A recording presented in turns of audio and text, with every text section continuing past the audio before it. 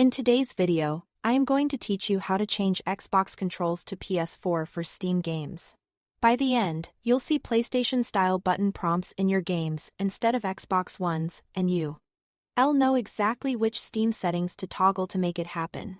We'll start with the most reliable method, which is to let the game detect your controller natively. In your Steam library, find the game you want to play. Right-click it, and open Properties. Go to the Controllers section. In the drop-down that controls how Steam handles this game, choose Disable Steam Input. What this does is remove Steam's translation layer so the game can talk directly to your PlayStation controller. Many modern titles ship with built-in PlayStation support, so once Steam gets out of the way, the game will automatically swap to PS button icons like cross, circle, square, and triangle. If you ever want to revert, come back to the same drop-down and change it back. This setting is per gram aim, which is great because you can tailor it for each title. Next, let's look at Steam's global setting for PlayStation controllers. Open Steam Settings, then go to the Controller section. Here, check PlayStation Configuration Support.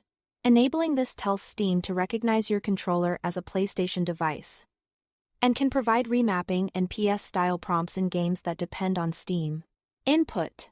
However, here is an important caveat.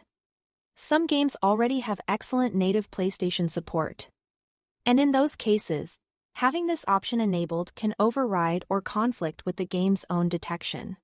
If you notice the wrong icons or strange mappings after enabling it, try turning this option off and rely on the perfect game disable Steam input method you set earlier.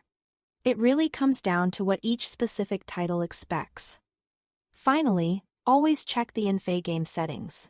Many games include a menu option to choose your button prompt style. Open the game's options or settings menu. Look for controller layout or input settings, and explicitly select PlayStation if it's available. Sometimes this switch is tucked under accessibility or interface settings, and some games apply the change after returning to the main menu. Once selected, the UI should update to show PS icons consistently during gameplay and in on-screen tutorials. That's all to it. Thanks for watching.